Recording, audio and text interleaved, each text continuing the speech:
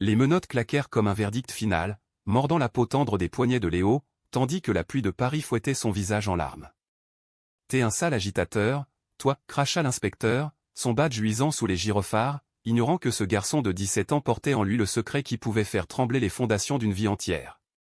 Au loin, dans l'ombre d'un Porsche Art déco, Hugo serrait les poings, le cœur déchiré entre l'amour paternel refoulé et la peur viscérale que son monde s'effondre d'un seul mot. La nuit parisienne, cette vieille complice des amours interdites et des révoltes étouffées, enveloppait le boulevard Saint-Germain d'un voile humide et froid. Léo avait toujours aimé ces rues pavées, où les échos des rires des terrasses se mêlaient aux murmures des fantômes du passé. Ce soir-là, pourtant, l'air était chargé d'une électricité différente, celle d'une manifestation qui couvait depuis des semaines.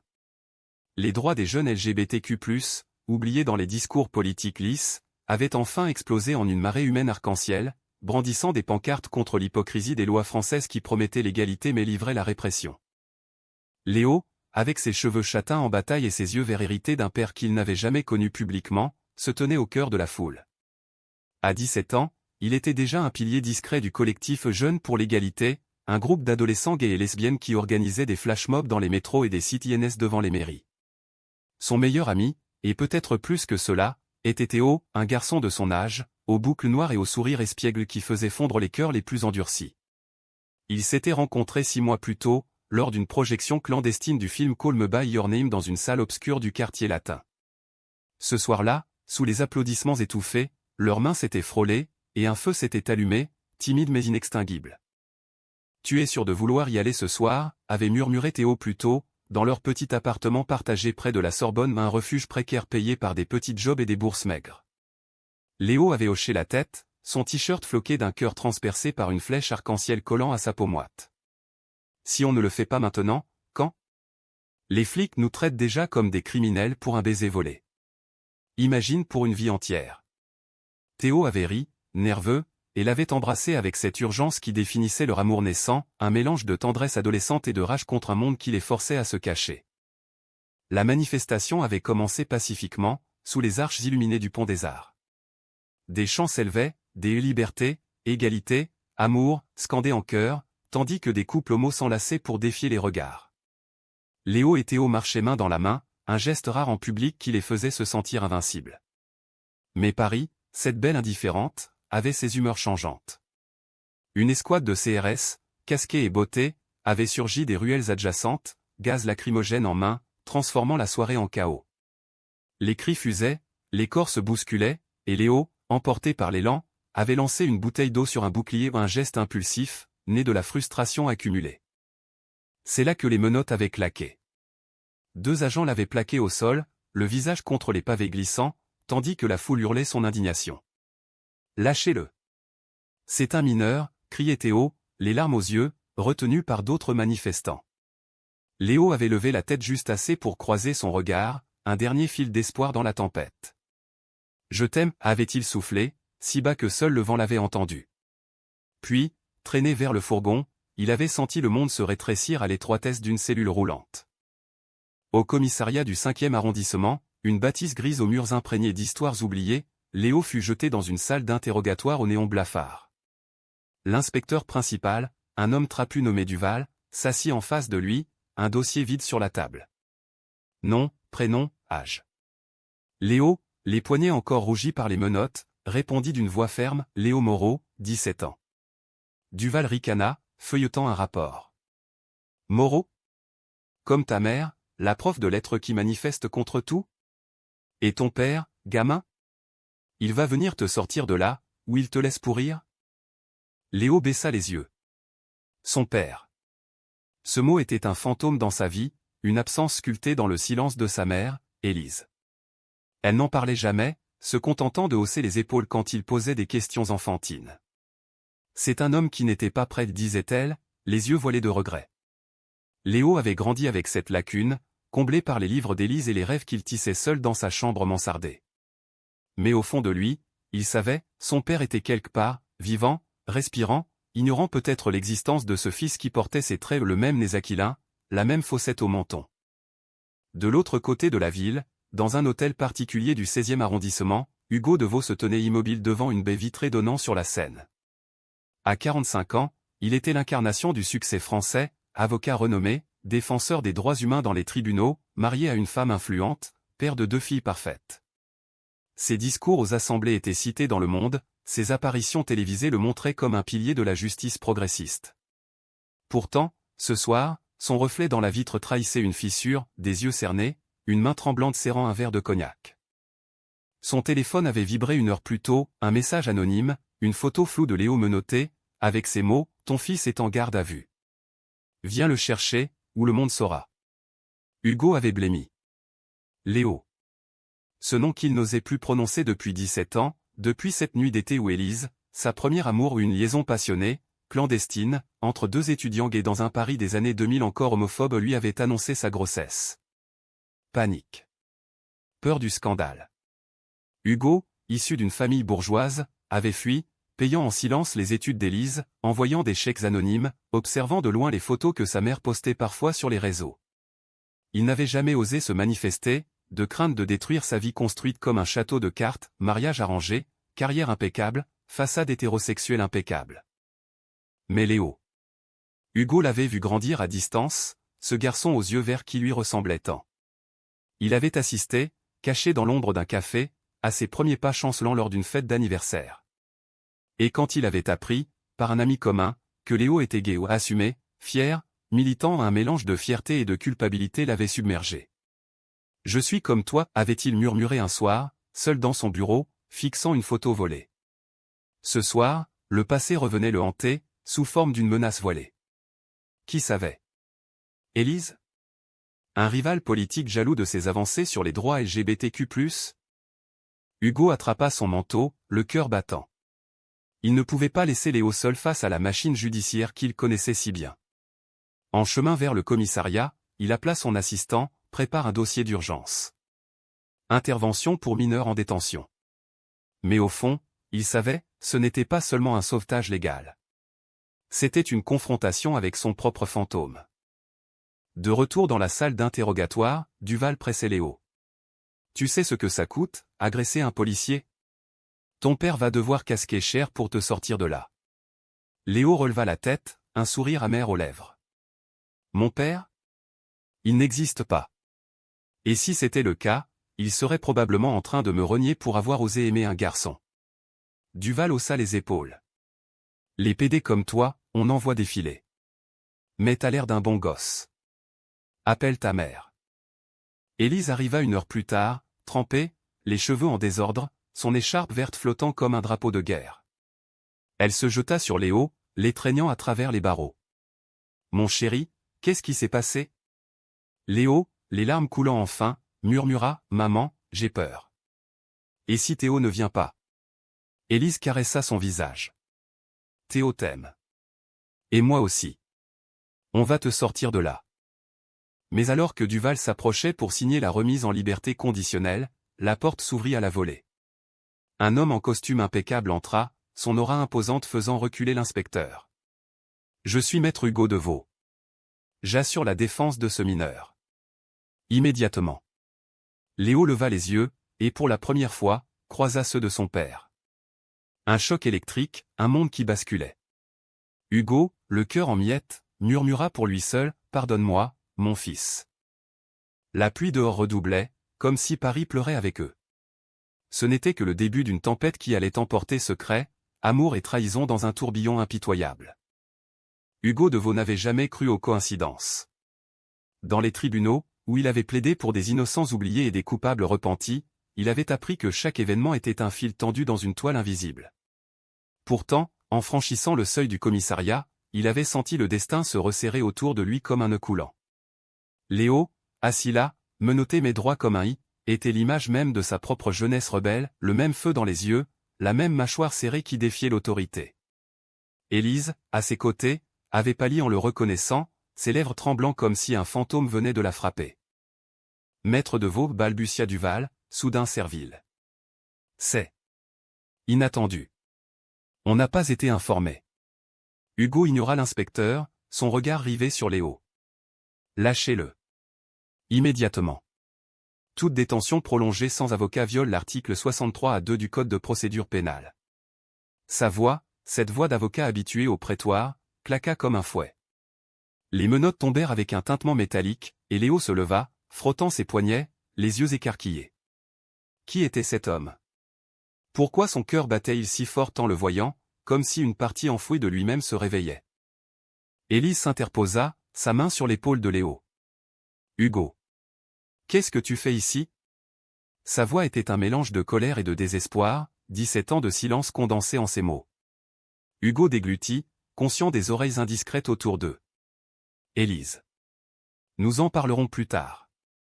Pour l'instant, sortons-le d'ici. Théo, qui avait attendu dehors avec un groupe de militants, se précipita à l'intérieur dès que la porte s'ouvrit. Léo. Il l'enlaça, ignorant les regards, son corps tremblant contre celui de son amoureux. Hugo observa la scène, un pincement au cœur, cette tendresse pure, qu'il n'avait jamais osé s'offrir pleinement. Ils quittèrent le commissariat sous un ciel plombé, la pluie transformant les rues en miroirs brisés. Théo et Léo marchaient devant, main dans la main, murmurant des mots doux pour chasser la peur. Élise et Hugo suivaient à distance, un silence pesant entre eux. « Comment as-tu su » demanda enfin Élise, sa voix basse. Hugo soupira. « Un message. Anonyme. Quelqu'un sait, Élise. Et il veut me faire chanter. » Elle s'arrêta net, le fusillant du regard. « Te faire chanter? Et Léo dans tout ça? Tu n'as jamais daigné le voir, Hugo. 17 ans. Et maintenant, tu débarques comme un sauveur? » Les mots la blessèrent plus qu'ils ne l'admettraient jamais. Élise avait aimé Hugo follement, dans les années folles de leur jeunesse. Ils s'étaient rencontrés à une manif pour les droits gays, en 2008, quand le mariage pour tous n'était qu'un rêve lointain. Hugo, déjà prometteur, l'avait séduite avec ses discours enflammés et ses baisers volés dans les backrooms des bars du Marais. Mais quand elle était tombée enceinte un accident d'une nuit trop passionnée, la peur avait pris le dessus. « Je ne peux pas, Élise. Ma famille. Ma carrière. » Il avait fui à Bruxelles pour un stage, la laissant seule avec un ventre qui grossissait et un cœur qui se brisait. Elle avait élevé Léo seul, tissant autour de lui un cocon d'amour maternel, mais le vide paternel avait creusé un sillon dans l'âme de son fils. Hugo posa une main sur son bras, un geste hésitant. « Je sais que j'ai été un lâche. Mais je l'ai toujours aimé, Élise. De loin. Les chèques, les photos que tu postais. Je suis là maintenant. » Elle secoua la tête, des larmes se mêlant à la pluie. Trop tard. Il te déteste déjà, sans même savoir qui tu es. Chez Élise, un appartement modeste rue de Rivoli, l'atmosphère était électrique. Théo prépara un thé brûlant, ses gestes maladroits trahissant son anxiété. Léo, assis sur le canapé usé, fixait Hugo comme un étranger fascinant. « Pourquoi vous êtes venu? Vous ne me connaissez même pas. » Hugo s'assit en face, choisissant ses mots avec le soin d'un plaideur. « Parce que j'ai entendu parler de toi. De tes actions pour les droits. Tu es courageux, Léo. Plus que je ne l'ai jamais été. » Léo ricana. « Courageux? J'ai été arrêté comme un voyou. Et vous, maître de Vaux, le grand avocat des causes perdues, vous venez jouer les héros? » Théo posa une main sur l'épaule de Léo, un geste protecteur. « Laisse-le parler, bébé. Il t'a sorti de là. » Mais Léo secoua la tête, la voix tremblante. « Non. Personne ne sort de là sans raison. Qui vous a envoyé? » Hugo hésita, puis décida, la vérité, ou du moins une partie. « Ton message anonyme, Élise. Quelqu'un sait que je suis impliqué dans ta vie. » Élise intervint, les yeux flamboyants. « Impliqué? Dis-lui la vérité, Hugo. Dis-lui que tu es son père. » Le silence qui suivit fut assourdissant. Léo se figea, son visage passant du choc à l'incrédulité, puis à une rage pure. « Mon père? Vous? Le type qui défend les gays à la télé mais vit dans un placard doré? » Il se leva d'un bond, renversant sa tasse. Le thé se répandit comme du sang sur le tapis. Théo tenta de le calmer, mais Léo le repoussa. « Ne me touche pas. Tout est faux.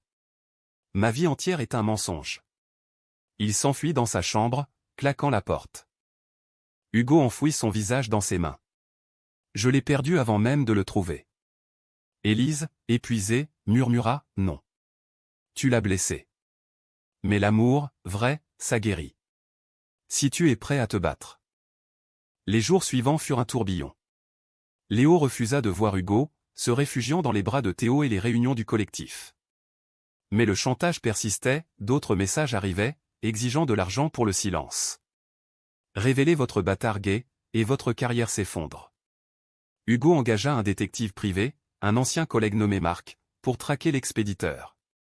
Pendant ce temps, il observait Léo de loin, à travers les fenêtres de l'appartement d'Élise, lors d'une manif où son fils brandissait une pancarte « Père absent égale amour interdite ». Chaque vue était une lame dans son cœur. Théo, sentant la tempête, essaya de recoller les morceaux. Une nuit, dans leur lit étroit, il murmura à Léo, « Ton père. Il t'a sauvé. Peut-être qu'il t'aime, à sa façon tordue. » Léo, les yeux fixés au plafond, répondit, « L'amour ? C'est ce que tu me donnes, toi. Pas un fantôme qui apparaît quand ça arrange. » Ils firent l'amour ce soir-là, lentement, avec une tendresse qui chassait les ombres. Les corps enlacés, Léo pleura en silence, Théo essuyant ses larmes de baisers salés. « Je suis là.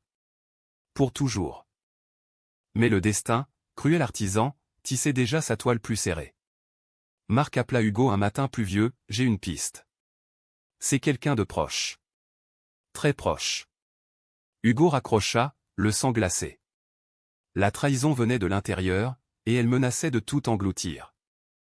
Léo, ignorant tout, se rendit à une rencontre secrète avec le collectif, dans un bar caché du Marais. Là, entouré d'amis, il se sentit vivant à nouveau. Rire, verres qui s'entrechoquent, dansent sous les lumières tamisées. Théo l'attira dans un coin sombre, leurs lèvres se trouvant dans un baiser fiévreux. « Oublie tout ce soir. Juste nous. » Mais au moment où Léo se laissait aller, son téléphone vibra, une photo de lui et Théo, prise en cachette, avec la légende « Ton père c'est pour ton petit ami ». Prochaine étape, le scandale. La peur revint, plus acérée. Qui les traquait? Et pourquoi Hugo, ce père fantôme, semblait-il au centre de tout? Paris, en automne, revêtait ses couleurs mélancoliques comme un amant repentant, feuilles rousses jonchant les quais de la Seine, brume enveloppant les tours de Notre-Dame en reconstruction. Léo marchait seul ce matin-là, le long du boulevard Raspail, son écharpe serrée contre le vent froid. Théo avait une répétition théâtrale où il rêvait d'être comédien, de jouer des rôles qui brisaient les tabous, et Élise travaillait tard. Seul avec ses pensées, Léo ruminait la révélation d'Hugo. Père. Ce mot résonnait comme une malédiction dans sa tête, un écho de toutes les nuits où il s'était demandé pourquoi il se sentait si différent, si en marge. Il s'arrêta devant une librairie d'occasion, Shakespeare & Company, ce sanctuaire pour âmes errantes. À l'intérieur, parmi les rayonnages tordus et les charrons ronnants, il feuilleta un vieux volume de Les Liaisons dangereuses. Les intrigues de séduction et de trahison lui parlaient, n'était-ce pas sa vie, maintenant? Hugo, le Valmont de son existence, manipulant les fils depuis les ombres. Pourtant, une partie de lui petite, rebelle voulait croire à la sincérité dans les yeux de cet homme. Courageux, avait-il dit. Était-ce un mensonge, ou un miroir? Son téléphone sonna, un numéro inconnu. Léo hésita, puis décrocha. Une voix déformée, masculine, crachota, « Le père de Vaux pense qu'il peut te protéger. » Erreur. Rencontre-moi ce soir, au Pont-Neuf, où ta petite idylle avec le garçon aux boucles finit en une des tabloïds. La ligne coupa. Léo sentit son estomac se nouer. T'aimes? Comment savait-il pour Théo? Il courut chez Élise, le cœur en panique. Hugo, de son côté, recevait les conclusions de Marc dans un café discret de Saint-Germain-des-Prés. L'ex-détective, un homme bourru aux cicatrices de vieilles bagarres, posa une enveloppe sur la table. C'est ta femme, Hugo. Claire. Elle a engagé un privé pour fouiller ton passé. Jalouse de tes absences, de tes causes et qui te bouffe. Elle sait pour Élise, pour Léo. Et elle veut divorcer, mais pas sans te ruiner. Hugo sentit le monde vaciller. Claire, son épouse de 15 ans, la mère de ses filles, la complice de sa façade. Il s'était marié par convenance mutuelle, elle, issue d'une famille politique, lui, ambitieux. L'amour physique avait disparu vite, remplacé par un respect poli. Mais la trahison? C'était un poison qu'il n'avait pas anticipé. Pourquoi maintenant, murmura Hugo, la voix brisée. Marc haussa les épaules. Ton engagement pour le mariage pour tous, tes discours pro-LGBTQ+. Elle te voit comme un hypocrite. Et Léo. C'est la preuve. Hugo paya Marc en liquide, l'esprit en feu. Il devait protéger Léo, à tout prix. Mais comment, quand le garçon le haïssait déjà? Le soir venu, Léo se rendit au Pont-Neuf, le plus vieux pont de Paris, chargé d'histoires d'amour maudites. La Seine coulait en dessous, noire et indifférente, reflétant les lumières des bateaux-mouches. Il attendit, nerveux, adossé à une statue de Henri IV. Une silhouette émergea de la brume, un homme d'une quarantaine d'années, costume gris, chapeau fedora comme dans un film noir. « Tu es Léo Moreau. » Léo hocha la tête, la gorge sèche. « Qui vous envoie ?» L'homme ricana. « Madame de Vaux. Elle veut que ton père paie pour ses péchés. 10 000 euros, et on oublie tout. Sinon, des photos de toi et ton amant dans tous les journaux. L'avocat des gays a un fils illégitime PD, ça fera du bruit. » Léo sentit la rage monter. « Mon père ? Il n'est rien pour moi. Dites à votre patronne d'aller se faire foutre. » Il tourna les talons, mais l'homme l'attrapa par le bras. « Attends, gamin. T'es pas au courant. De Vaux. Il t'a abandonné parce que t'es gay. Il le savait déjà, dans le ventre de ta mère. » Le mensonge frappa Léo comme un coup de poignard. Était-ce possible? Hugo, un homophobe refoulé? Il se dégagea violemment, courant dans la nuit, les larmes brouillant sa vue. Hugo, alerté par un sixième sens ou peut-être par le traceur qu'il avait discrètement mis sur le téléphone de Léo, un geste de père protecteur qu'il regrettait déjà, arriva juste à temps. Il vit la scène de loin, intervint. « Lâchez mon fils !» Sa voix tonna, et l'homme s'enfuit dans l'ombre. Léo, pantelant, se tourna vers lui. « Vous mentez tous. Vous m'avez abandonné parce que je suis gay. » Hugo, le cœur en lambeaux, secoua la tête. « Non, Léo. Jamais. Je t'ai fui par peur, pour moi. Pas pour toi. Tu es mon fils, et je suis fier de qui tu es. » Pour la première fois, ils s'étreignirent maladroitement, sous la pluie fine, comme deux étrangers apprenant à se connaître. Léo pleura contre l'épaule de Hugo, des sanglots qui libéraient 17 ans de vide. « Pourquoi maintenant? Pourquoi pas avant? » Hugo murmura, « Parce que j'étais un lâche. Mais plus maintenant. Laisse-moi te prouver mon amour. » Théo les trouva ainsi, alertés par un appel paniqué de Léo. Jaloux un instant, il vit vite la vérité dans leurs yeux. « Tout va bien? » Léo hocha la tête, essuyant ses larmes. « Mieux. Viens, on rentre. » Les trois marchèrent ensemble, un trio improbable sous les réverbères. Mais la nuit n'était pas finie. Chez Élise, un colis attendait, des photos compromettantes de Hugo et Élise jeunes, enlacées lors d'une manif gay, avec une note, le chantage continue. Où tout sort. Le lendemain, Hugo confronta Claire dans leur hôtel particulier. Les filles étaient à l'école, la maison vide comme un tombeau. Pourquoi, Claire? Les filles. Notre vie. Elle rit, amère, un verre de vin à la main. Notre vie? C'était une comédie, Hugo. Tu n'as jamais été là, vraiment. Toujours tes causes, tes nuits au bureau. J'ai fouillé, et j'ai trouvé Élise. Ton premier amour, ton fils caché. Tu me dois ça. Hugo, les poings serrés, répondit, ce n'est pas un fardeau, Claire. C'est ma famille. Et je ne paierai pas. La dispute éclata, voix haute, objet brisé. Claire hurla, tu vas tout perdre. Ta carrière, tes amis. Hugo, calme soudain, dit, peut-être. Mais je gagne mon fils. Il partit, le cœur lourd, appelant Élise pour tout avouer. Léo, de son côté, se confia à Théo lors d'une promenade au jardin des Tuileries. Il veut être là, maintenant. Mais j'ai peur. Et toi? Ça ne te dérange pas, ce bordel familial? Théo sourit, l'embrassant doucement. Tant que je t'ai, le reste est du décor. Mais promets-moi, on affronte ensemble. Leur baiser, sous les statues antiques, fut un serment, amour contre tempête.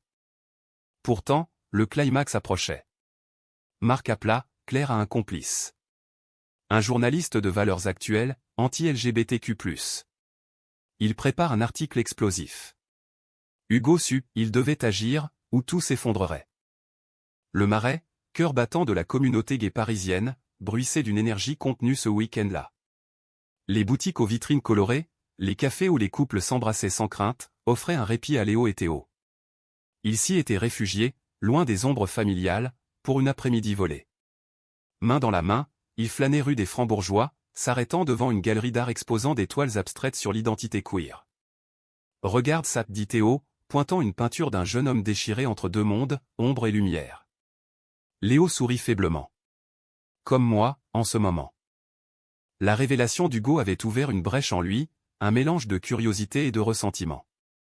Il s'était revu 2 fois depuis le Pont-Neuf, un déjeuner tendu dans un bistrot de Montmartre, où Hugo avait raconté des bribes de son passé ou sa propre coming out refoulée, ses luttes internes.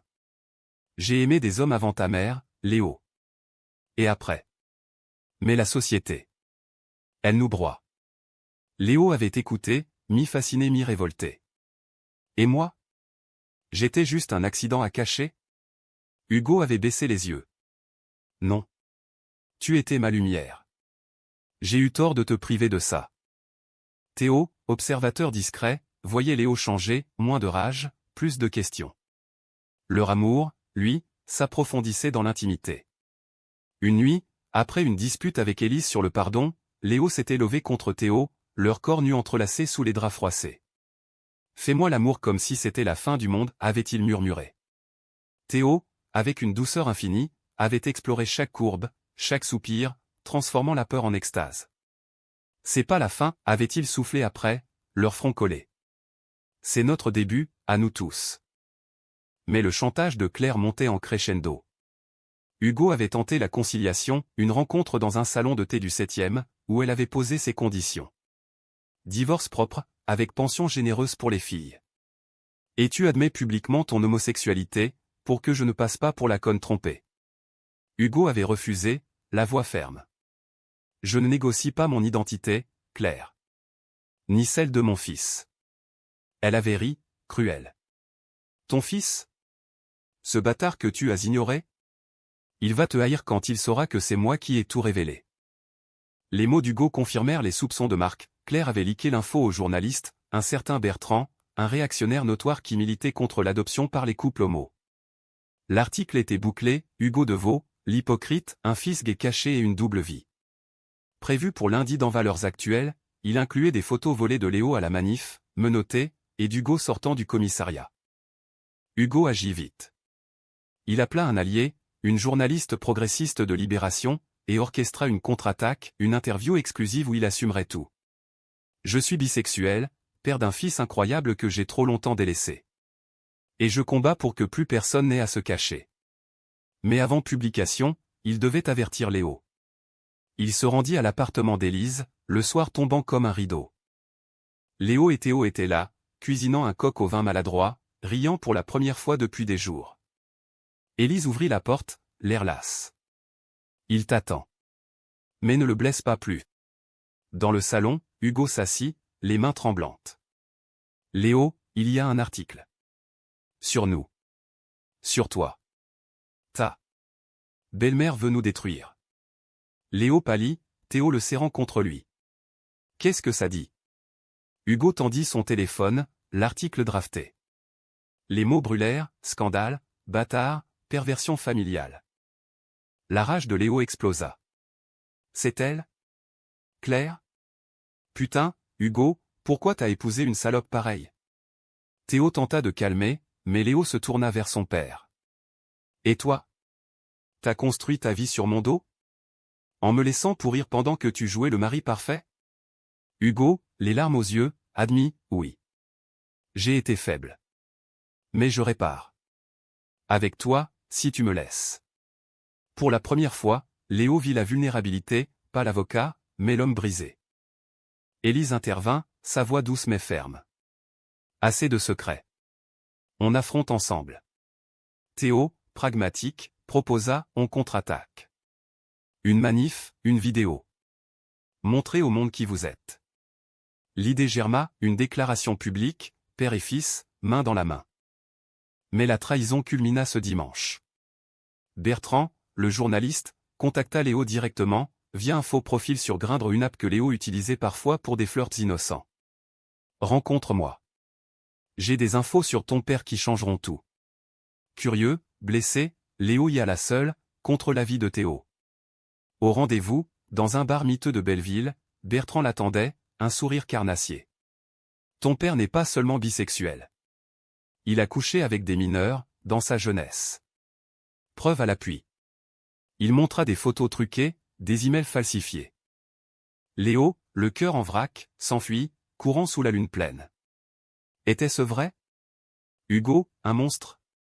Il rentra chez Élise en larmes, accusant « Dis-moi que c'est faux ». Élise, horrifiée, appela Hugo. La confrontation fut explosive, Hugo nia, furieux. C'est du fake. Claire a tout monté. Mais le doute s'était insinué, poison lent. Théo, sentant Léo s'éloigner, le prit à part. Bébé, crois en lui. En nous.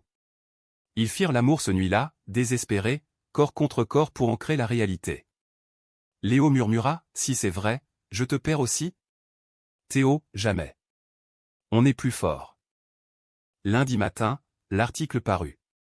Le téléphone d'Hugo sonna sans relâche, médias, collègues, amis. Sa réputation vacillait. Au bureau, son associé le convoqua, Hugo, c'est fini.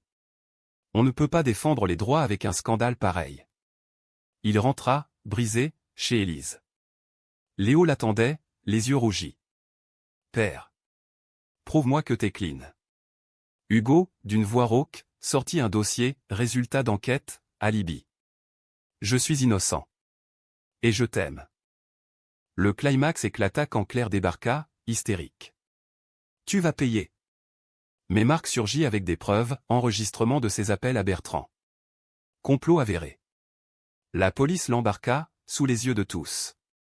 Léo, voyant la vérité, s'approcha d'Hugo. Pardon. J'aurais dû croire. Mais la blessure persistait.